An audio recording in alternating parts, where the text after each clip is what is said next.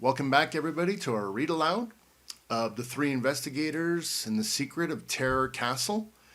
As we last left Pete and Jupe, they were in the castle and they had heard a sound calling out to them. If you haven't heard chapters 1 through 4, first listen to them and then come back and pick us up here. We're going to continue now with chapter 5. Chapter 5. Echoes of Doom. "Did you hear that?" Pete exclaimed. "The Phantom told us to leave. Come on, some things I don't have to be told twice." "Wait!" His partner grabbed his wrist. "Wait,"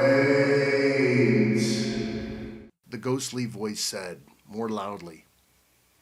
"As I thought," Jupiter stated. "It's merely an echo. This hallway is very high, and you will notice, and it is circular. Circular walls make fine reflecting surfaces for sounds. The original owner, Mr. Terrell, built it this way on purpose. He called this Echo Hall or Echo Room." "Doom," the echo seemed to whisper in Pete's ear. However, Jupe was right. You couldn't let an echo scare you. "Well, I'm just kidding," Pete said airily. "I knew it was an echo all along," and he laughed loudly to prove it. Instantly, weird laughter rang out in the room around them. The very walls seemed to laugh.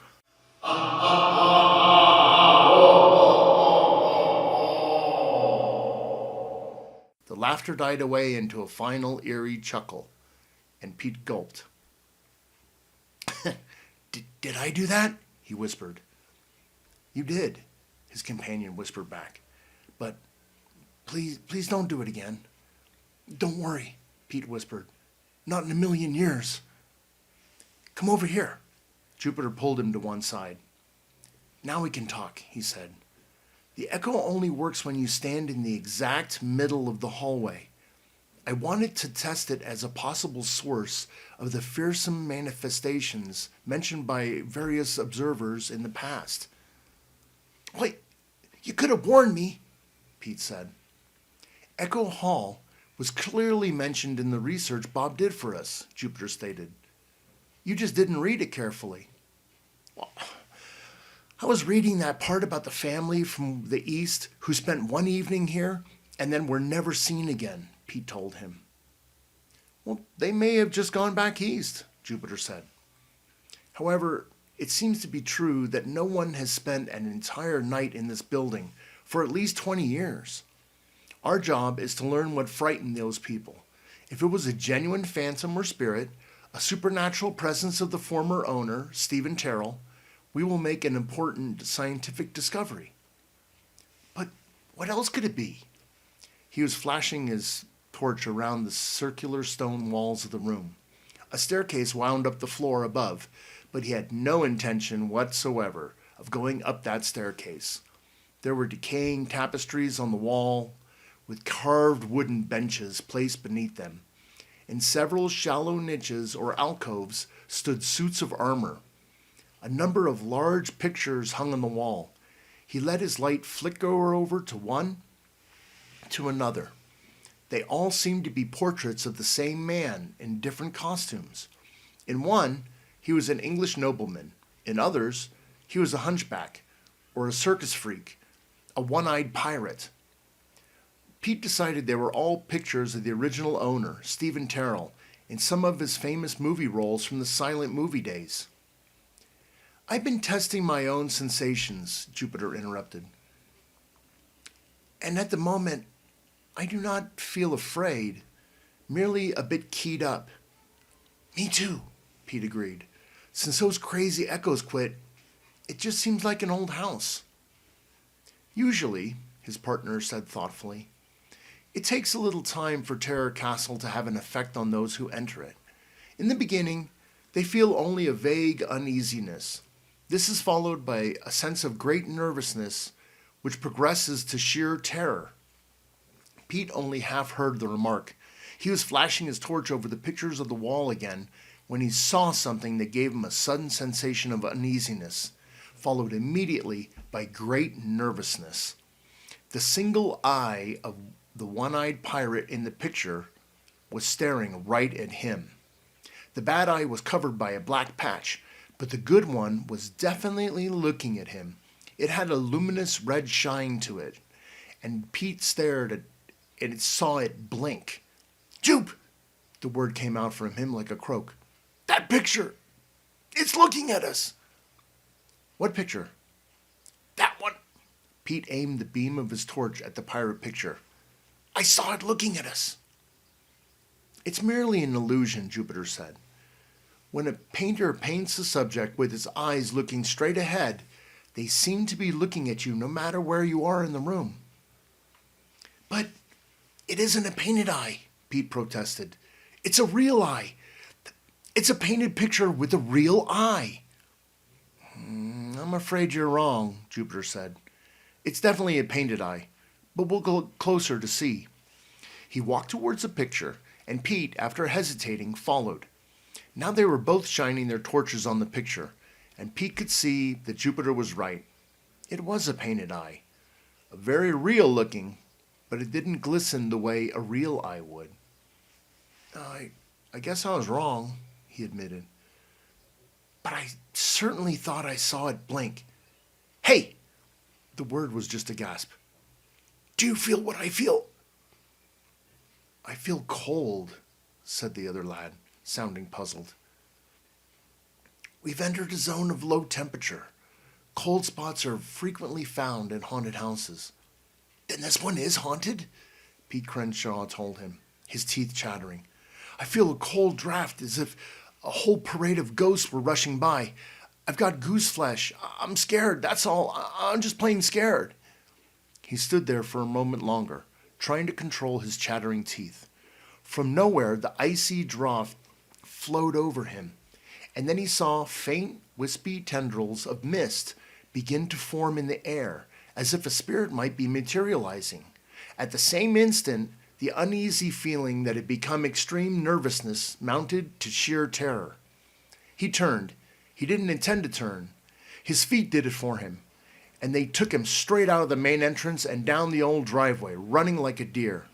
Right beside him was Jupiter Jones. It was the first time Pete had ever seen his partner run away from anything so fast. "I thought you said your legs took orders from you," he called. "They do," cried Jupe, "and I ordered them to run." And they ran, both of them, in great strides. Their torches made wild, bobbing paths of light in front of them as they left the silent, brooding terror of bulk of Terror Castle and that awful, uncontrollable feeling of creeping, crawling fear. Chapter 6. A ghostly telephone call. Even with his longer legs, Pete had difficulty keeping up with his racing partner. Then his heart gave an extra leap.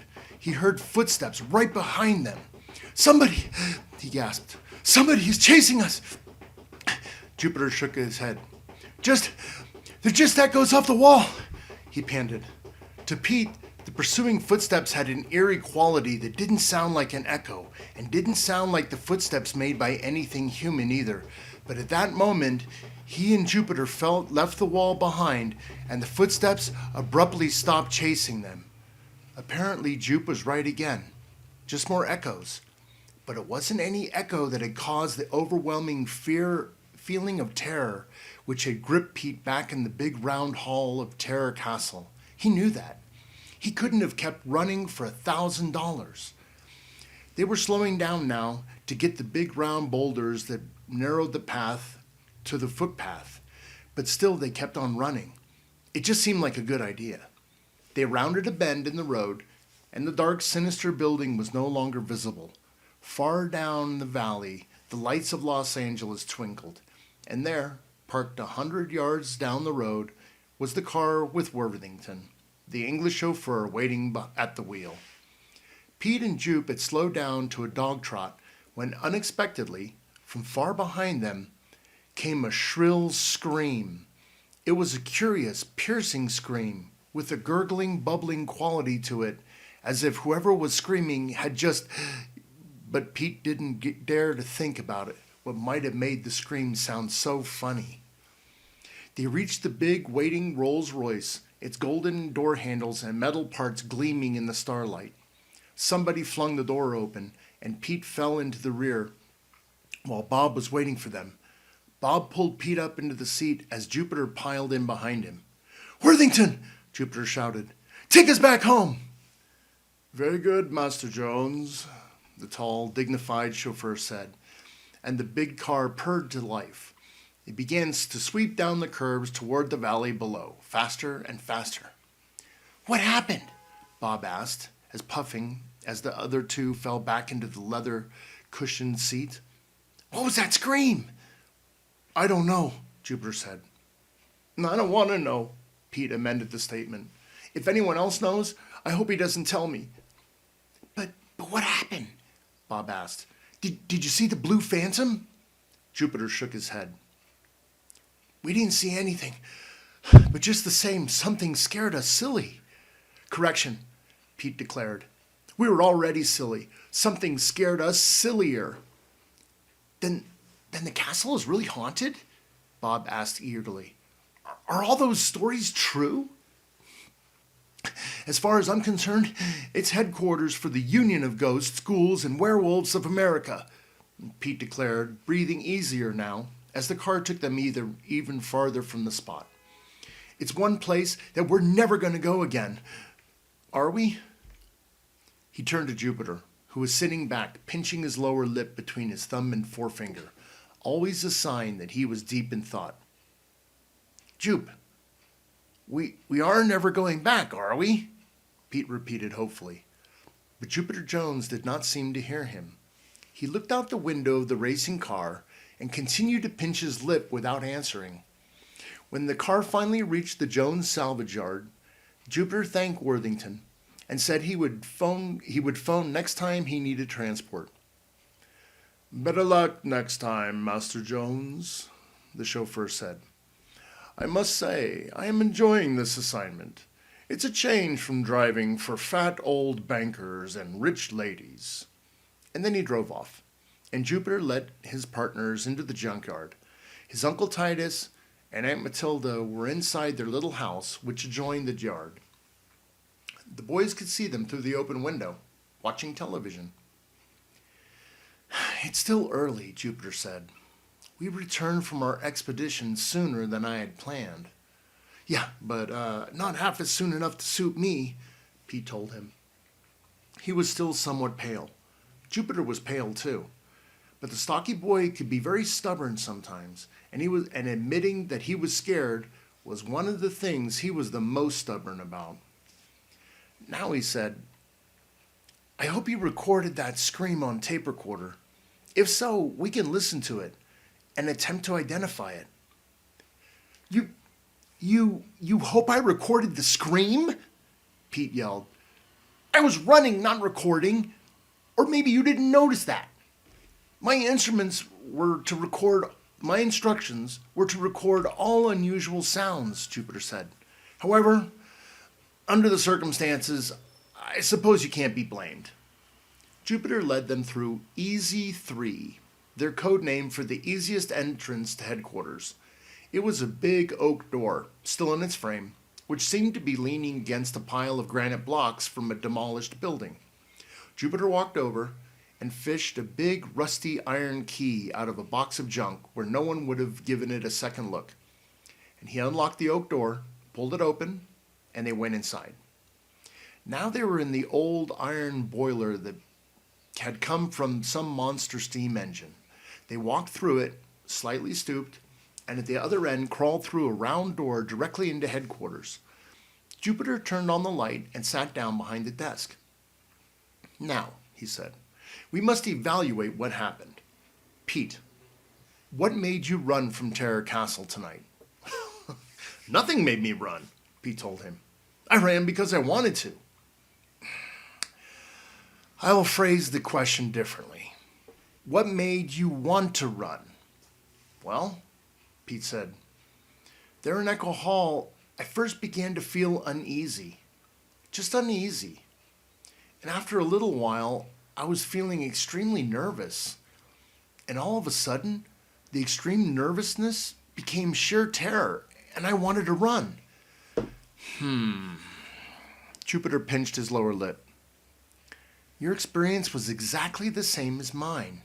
First, uneasiness, then extreme nervousness, and then sheer... All they could hear was a curious humming. Sheer terror. And then, what really happened? We heard some echoes, and we felt a cold draft. Yeah, an ice-cold draft, Pete corrected him. And what about that picture that looked at me with a living eye? Well, it was probably only your imagination, Pete, Jupiter told him. We actually saw and heard nothing to frighten us. Yet, we felt frightened. Why? What do you mean, why? Pete asked. Any old deserted house is kind of frightening, and that place is so scary, it would frighten real ghosts. Perhaps that is the answer, Jupiter agreed. We must visit Terror Castle again, and then the telephone rang. They stared at it. The telephone had never rung before. Jupiter had it installed less than a week ago, when they definitely decided they wanted to start some kind of business. They planned to pay the charges from the money they had made by repairing broken items for Mr. Jones. It was listed in Jupiter's name, but of course, the listing hadn't been put in the telephone book yet. So far, no one else knew they had it, and yet, here it was ringing. It rang again and again. Pete gulped. Well, answer it. I will. Jupiter picked it up. Hello? He said into the phone. Hello? He held the phone close to a microphone and a speaker he had assembled from parts of an old radio. It made a strange hum. This was made possible for all of them to hear what was said, but all they could hear was that curious humming far off. Hello? He said once more. But still, there was no answer. So he finally hung up. Probably a wrong number, he stated. As I was saying, the phone rang again. They stared at it. Jupiter reached for it as if someone was holding on to his arm for dear life. Hello, he said. And they all heard the strange humming again, sounding far off and lonesome. And then they heard a voice that seemed to be gargling, as if the speaker hadn't talked in years, but was now trying to say something. Stay, the voice said. And then, as if there were a great effort, as if it were the most tremendous effort imaginable, the voice got another word and spoke. Away.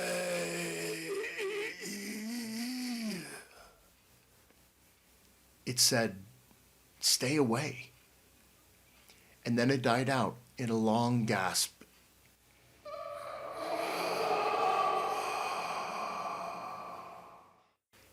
And then again, there was just a weird humming noise. Stay away from what? Jupiter asked the telephone. But the telephone didn't answer. It just went on humming. And then he hung up. For a long moment, no one said anything. Then Pete stood up.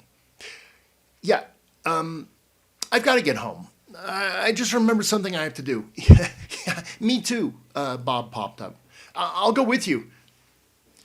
Possibly Aunt Matilda would like me to do some errands, Jupiter said, and he got up too. They practically fell over one another in their eagerness to get out of headquarters. The voice on the phone hadn't finished the sentence, but they didn't have any trouble figuring out what he, or it, or whatever it was, had been trying to tell them. Stay away from Terror Castle. Chapter 7. Trapped. We have a problem, Jupiter said the following afternoon. He and Pete were seated in their headquarters office. Bob was busy at the library, and Jupe was scowling at a sheet of paper. In fact, we have two problems, the first investigator added. Yeah, I can tell you how to solve our problems, Pete said. Just pick up that telephone and call Mr. Alfred Hitchcock and tell him we've decided not to find a haunted house for him. Tell him we break out into large lumps of goose flesh whenever we get near one. Tell him our legs go all wobbly and start running on their own accord. Jupiter ignored this suggestion. Our first problem, he stated, is to determine who made that phone call last night. Not who, Pete declared. What? Was it a phantom or a spook or a werewolf? Or was it just a spirit? Disembodied spirits, his partner said, are not known to use telephones. Neither are spooks, phantoms, or werewolves. Well, that was in the old days. Why should they change with the times and be modern too? That voice last night didn't sound like a human voice to me. Jupiter scowled, his round features showing puzzlement. Oh, I agree, he said. The whole problem is made more perplexing by the fact that, except for us and Worthington, not a living soul knew of our visit to Terror Castle last night. But what about souls who are no longer living? Pete said. If Terror Castle is actually haunted, Jupiter told him, we wish to prove it. It will be a feather in our caps. We ought to learn more about Stephen Terrell. If he's the one who put a curse on this castle, then presumably it's his ghost haunting the place now. Well, that sounds reasonable, Pete admitted. Our first line of action, then, is to locate someone who knew Stephen Terrell in the days when he was a silent picture star and can tell us more about him. But that was a long time ago, Pete protested. Who'd we find? It seems like a long time to us because we're young, but there must be still many people in Hollywood who knew Mr. Terrell. Oh, sure. Name two. Our best bet, Jupiter said, would be Mr. Terrell's business manager, the Whisperer. The Whisperer? Pete exclaimed. What kind of name is that? That was his nickname, obviously. His real name was Jonathan Rex. Here's a picture of him. The first investigator passed over a photograph of a newspaper picture and story. Bob Andrews had copied it at the library on the duplicator machine. It showed a rather tall man with a totally bald head and a long, ugly scar on his neck, shaking hands with a smaller, pleasant-looking, brown-haired man with a rather wistful smile. The tall man had slitted, ferocious-looking eyes. Wow, Pete exclaimed. So that was what Stephen Terrell looked like? He didn't have any acting to do to scare people. That scar and those eyes would freeze a guy in his tracks. You're looking at the wrong one. Mr. Terrell is the smaller man, the one who looks so friendly and harmless. Him? Pete said. He's the one who's played all those ferocious monsters? That nice-looking guy?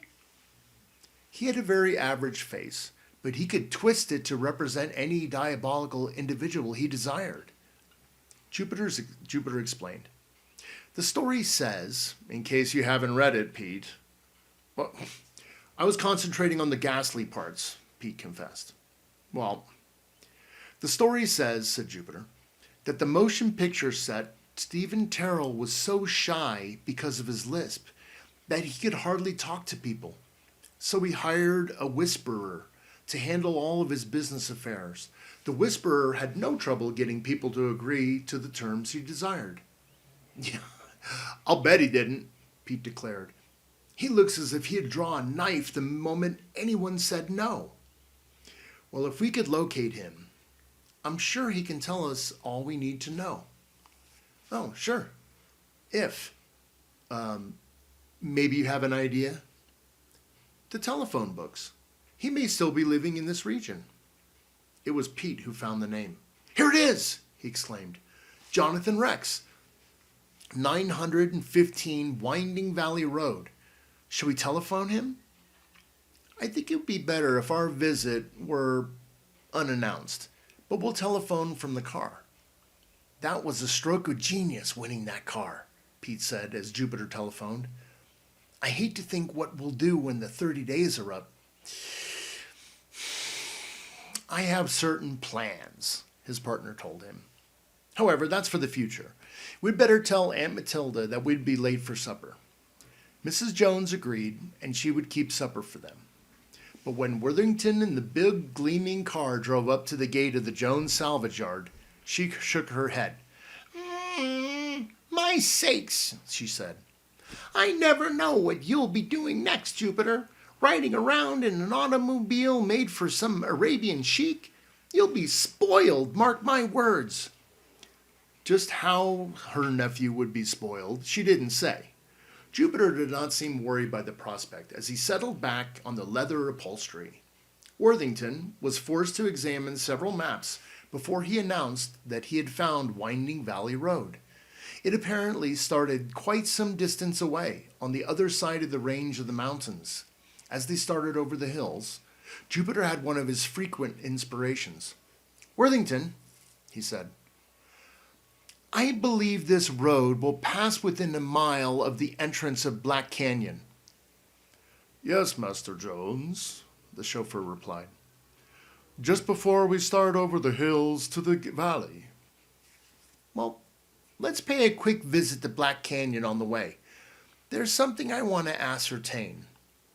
It only took them a few moments to reach the mouth of the narrow canyon. They had just been here the night before and fled away from so hastily. By daylight, the canyon looked better, but only a little better. As Worthington reached the spot where the rotted crossbars and rock slide had closed off the road, he gave an exclamation. Look, he said. Tire tracks over the ones we made last night. I hesitated to say it at the time, Master Jones, but I had an impression we were being followed. I cannot be sure, however. Followed? Pete and Jupiter stared at each other. Another mystery to ponder, Jupiter said, but it must wait. Right now, I want to look around the outside of Terror Castle. Fine, said Pete, the second investigator. Just as long as we stay on the outside, it's okay with me. By daylight, they made rapid time, scrambling up the rock-choked narrow road until Terror Castle loomed above them. To think we went into that place after dark, Pete said. Wow. Jupiter led him around to the outside of the building, exploring even the rear of the castle and the steep slopes above it. We're looking for any evidence that human beings may be using this place as a hideout, he said. If there are, they are bound to leave some evidence, a trail in the dirt, a carelessly discarded cigarette or wrapper. But an extensive search found nothing.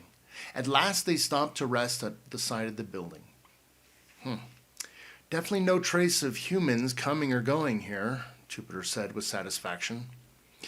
If the castle is inhabited, it can only be inhabited by ghosts, which is what we want to prove.